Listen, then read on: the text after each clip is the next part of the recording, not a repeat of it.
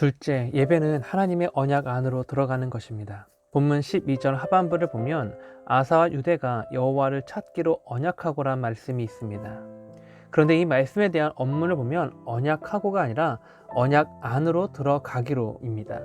그러기에 이 말씀에 대한 정확한 번역은 여호와를 찾고자 여호와의 언약 안으로 들어가고가 됩니다. 네, 아사와 유대는 아브라함과 모세, 솔로몬에게 맺으신 하나님의 언약 안으로 들어가고자 힘쓴 것입니다. 왜냐하면 그 언약 안에서만 여호와를 찾을 수 있음을 믿었기 때문입니다. 그렇습니다. 하나님은 오직 하나님께서 우리에게 하신 그 언약 안에서만 찾을 수 있습니다. 열왕기상 19장 4절을 보면 이스라엘 역사상 가장 위대한 선지자로 여김받는 엘리야가 등장합니다. 그런데 가장 위대한 선지자로 여김받는 그가 죽기를 소망하고 있습니다. 단순히 소망하는 것이 아닙니다. 여호와 하나님께서 자신의 생명을 거두어 가실 것을 부르짖습니다. 여러분, 엘리야가 죽기를 소망하며 부르짖던 이때가 언제였습니까? 영적 전쟁 역사상 가장 위대한 승리 중 하나로 추앙받는 갈멜산 영적 전투 즉후였습니다. 갈멜산 영적 전쟁 이후 이 전쟁에 관한 기록은 영적 전쟁이 많은 모든 신앙인들에게 표본이 되고 있습니다. 그런 위대한 승리를 장식한 자가 바로 엘리야이지요. 그럼에도 지금 그 승리의 여인이 가시기도 전에 죽기를 간구하고 있는 것입니다. 도대체 왜 엘리야가 이런 부르짖음 가운데 있는 것입니까? 그것은 북이스라엘을 영적으로 완전히 무너뜨린 아합의 왕비 이세벨의 협박 때문이었습니다. 반드시 내 생명을 저 사람들, 즉 엘리야 네가 죽인 850명의 바알과 아세라 선지자들 같이 만들겠다는 그 협박 때문이었습니다.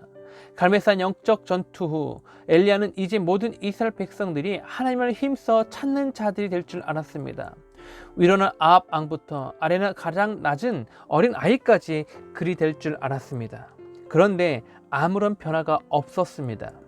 왕과 모든 백성들이 제단과 도랑의 물을 모두 태우는 하늘의 불을 보았습니다. 그리고 자신들 입으로 여호와 그는 하나님이십니다라는 고백까지 하였습니다. 그럼에도 불구하고 그 아무도 하나님을 찾지 않습니다. 자신들의 삶 가운데 남아있는 우상들을 제거하지도 않았고 다 함께 일어나 여호와께 제사를 드리고자 하지도 않았습니다. 더욱이 여호와 하나님조차 그 어떤 것도 명하시지 않으십니다.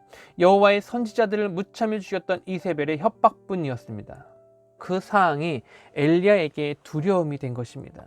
그리고 엘리야는 무너졌습니다.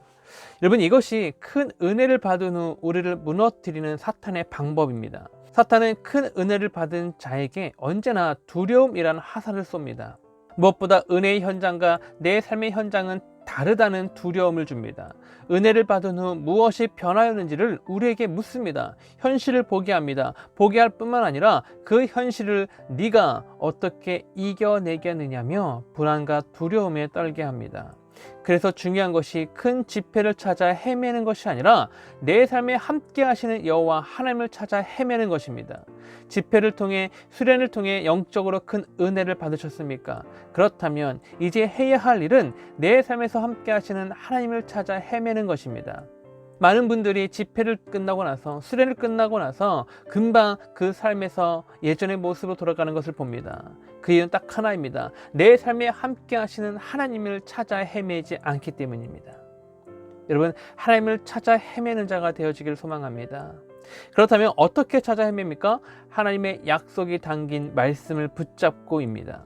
다시 엘리야를 보기 원합니다. 이세벨의 죽음의 협박 속에서 자신의 생명을 거두어 가시라는 엘리야에게 하나님은 천사를 통해 먹이시고 어루만져 주십니다.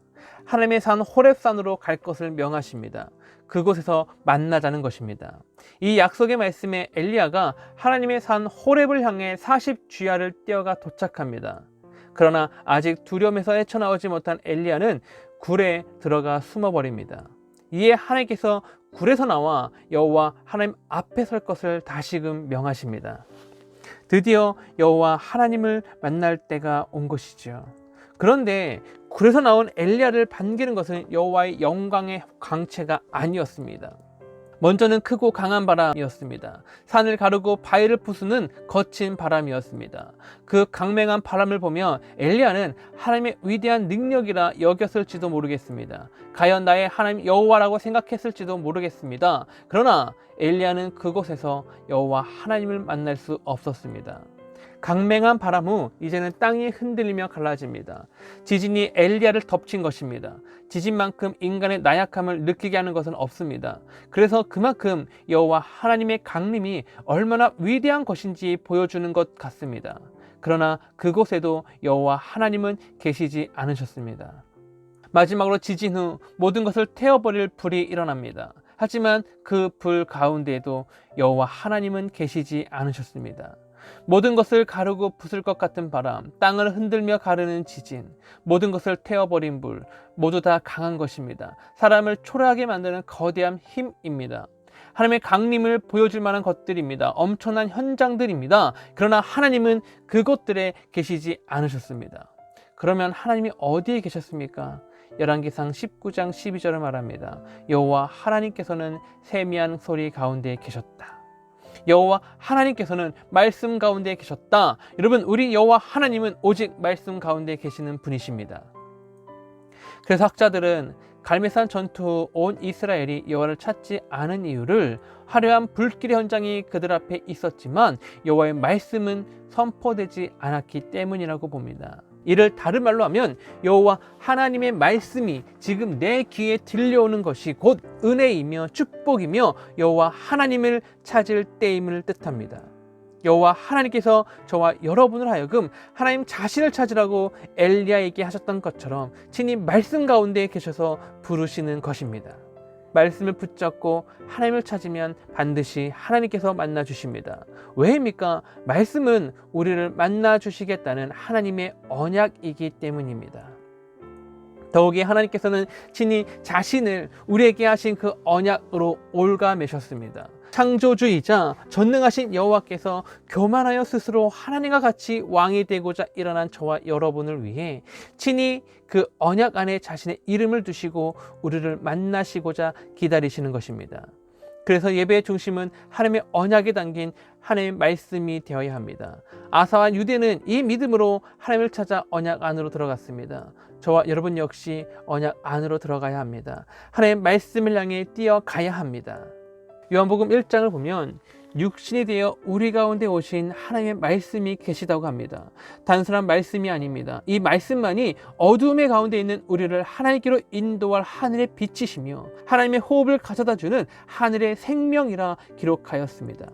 여러분, 이 빛, 이 생명, 말씀으로서 육신이 되어 오신 분 누구십니까? 우리 구주 예수 그리스도이십니다. 그래서 바울이 고린도 후서 1장에서 저와 여러분을 향한 하나님의 모든 약속들은 오직 예수 그리스도 안에서 온전케 되었다, 성취되었다 선포한 것입니다. 그런데 요한은 또한 우리가, 저와 여러분이 그분을, 하나님의 언약의 말씀이신 그분을 외면하였을 뿐만 아니라 어리석고 무가치한 것으로 여겼다고 합니다. 그래서 하나님께서 행하신 일이 에레미야와 에스겔의 예언대로 그 말씀을 우리 심장에 새기시는 것이었습니다. 우리가 외면하자 하나님께서 친히 우리 심장에 자신의 약속을 새기셔서 다시는 하나님을 외면하지 못하도록 만드는 것입니다. 그런데 하나님의 그 말씀, 그 언약을 어떻게 우리 심장에, 우리 심령에 새겨주셨습니까? 십자가의 못 박음으로입니다. 네, 십자가를 통해 하나님 모든 언약이 우리 심령에 새겨졌습니다. 그래서 우리 예배의 중심은 오직 예수 그리스도의 십자가가 되어야 합니다. 하나님의 모든 언약이 바로 그 십자가 안에서 거룩한 보혈로 우리 심장에 새겨져 있기 때문입니다. 십자가를 붙들고 하나님을 찾아 나아가는 저와 여러분의 예배가 되기를 소망합니다. 십자가를 의지하여 하나님을 예배하는 그 모든 현장들이 하늘의 문이 열리며 살아계신 하나님의 임재를 누리게 되는 거룩한 은혜의 현장이 되기를 소망합니다.